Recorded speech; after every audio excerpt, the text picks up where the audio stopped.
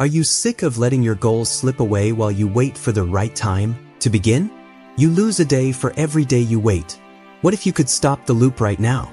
In reality, putting things off isn't a flaw, it's a habit. It can be changed with power, purpose, and focus, just like any other habit. You'll learn how to get back control of your day and get your time back in this video called How to Conquer Procrastination. Step 1. Turn pressure into power. Musashi, a Japanese martial artist, saw stress as a battlefield where a fighter either improves or loses their edge. Fear often leads people to delay tasks due to fear of failure, judgment, or not doing it right. However, stress can be a tool for growth and growth. Musashi took every battle as a matter of life and death, focusing on the present moment and losing himself in the present moment. To learn to handle pressure, set now or never times in your day and use it to get things done. Remember that perfect is not the same as finished, and perfect is not the same as perfect. Warriors use stress to get things done, making fire out of fear and allowing it to shape focus. Musashi believed that potential can be seen, but pressure cannot.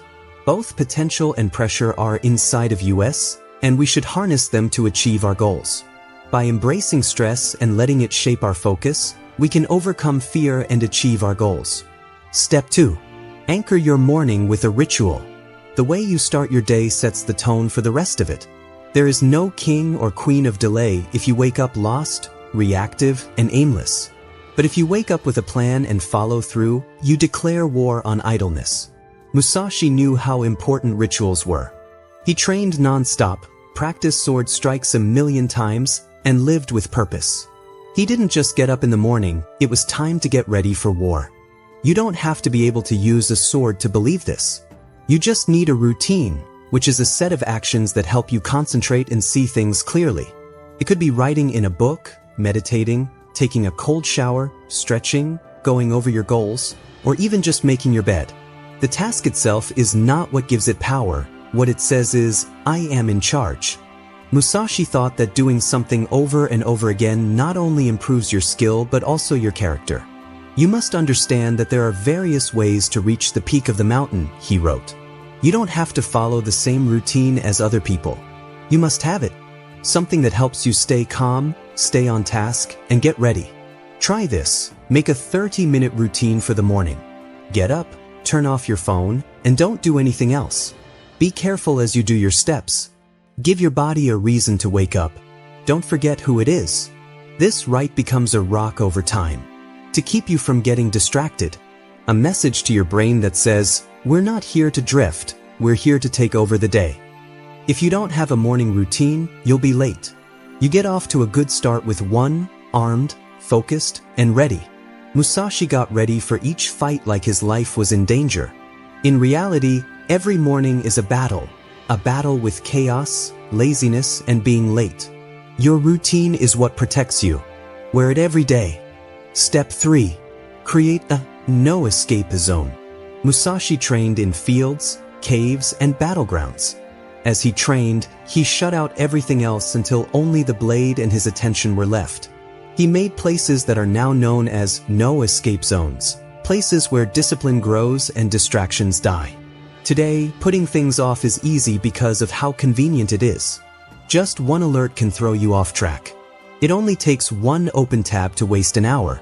There's no need for more grit, you just need a better setting. A no-escape zone is a place where you can't do anything else. It is not about force, but about how it is made. Remove the things that are distracting you before they become challenges. Put your phone on silent. Close apps that you don't need. Use the whole screen. Use apps like Cold Turkey or Freedom. Keep only the things you need. You must know that the best way to plan is not to pick one path, but to see the truth in everything, Musashi said. The truth is that your space affects what you do. If your surroundings makes you want to be lazy, you will choose to put things off. Do you want to write? Start with a fresh page and block everything else. Do you want to learn? Make a place to study only. Do you want to make? Choose a time and place and treat that place as holy. Better yet, do this along with your morning routine. Move from one key action to the next. Start to think of performance when you see this area. With the promise. With strength and silence. Even though the people around Musashi were often mean, he never lost his focus. He set rules for himself so that his surroundings could not change him. But you can start by making your area work for you instead of against you. The no-escape zone is not a jail, it's a way out. It's where putting things off dies and control starts. Step 4. Make discomfort your compass. If it makes you feel bad, it's usually the right thing to do. Musashi thought that real growth doesn't happen when things are easy, but when they are hard. You must learn to accept hardship as a normal part of the path, he told her. Too often, putting things off is just a way to avoid being uncomfortable. We put off things that feel uncertain, hard, or mentally heavy. But what if feeling uncomfortable wasn't a sign to stop? What if it was a way to find what's important? Take a break when you feel resistance. That feeling, a tight chest, racing thoughts, and the desire to avoid things, is not weakness. That's your inner voice telling you, this is important. There is growth on the other side of pain. Want to get in better shape? Deal with the pain of training. Do you want to write the book? Deal with the pain of looking at a blank page. Do you want to have a tough talk? Deal with the pain of being open and vulnerable. Musashi trained in the rainy winter, on top of mountains, and in many duels in one day. Not because he liked pain, but because he knew that it was the only way to get to success. He did it before he was ready. He did something even though it made him feel bad, which made him unstoppable. Begin to go after the things you avoid. Write down the thing you've been putting off. Ask yourself, what is making me feel bad that I want to get away from? Then don't move away from it, move towards it. Not being safe is not discomfort. The pain will lead you.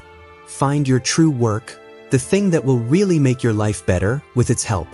Remember that every time you choose pain over waiting, you train your mind to be stronger, more powerful, with more focus.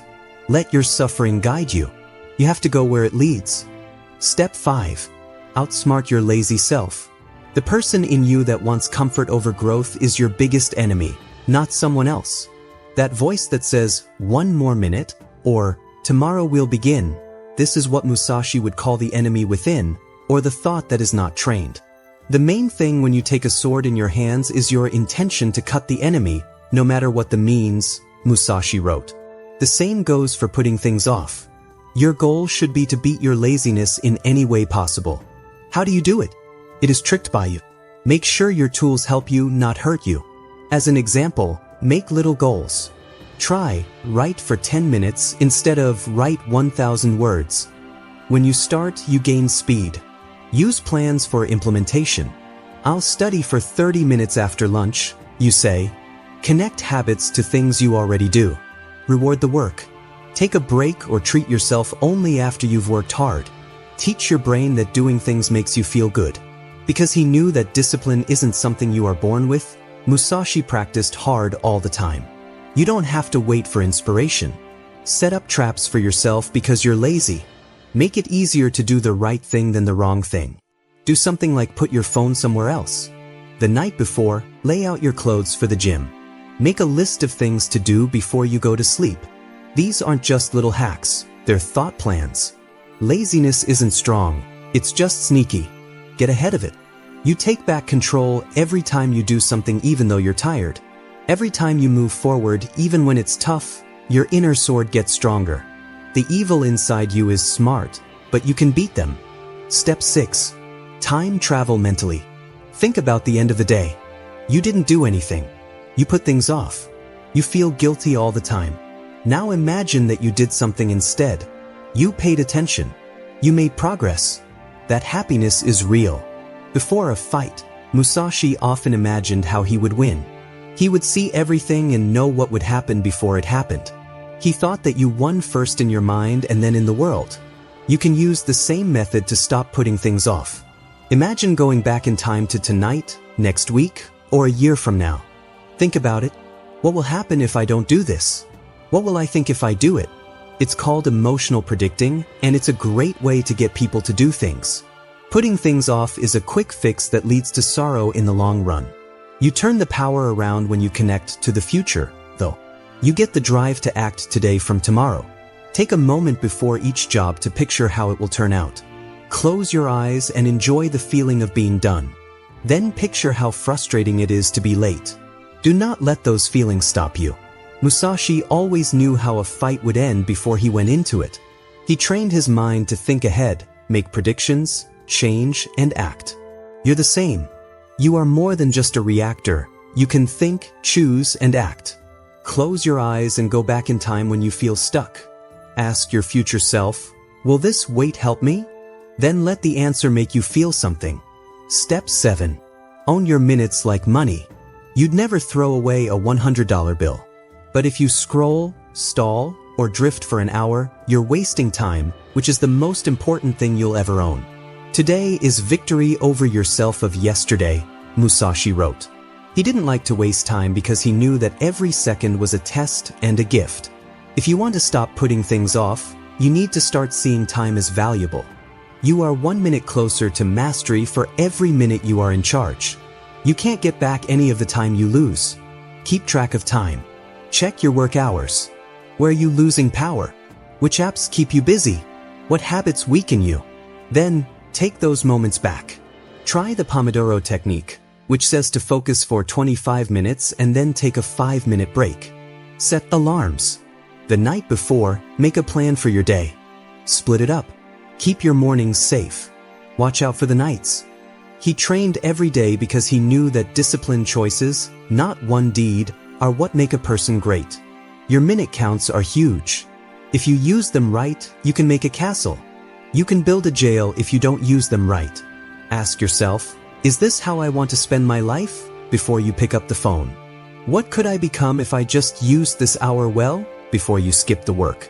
More time is not what you need. What you need are better options. Even though Musashi didn't live in a noisy or busy place, he learned how to concentrate. There's a lot of noise where you live. Taking charge of your minutes is more than just a habit for you. It's a talent. The time is running out. It's not your enemy. This is a warning. Take charge of your time. Take charge of your day. Take charge of your life.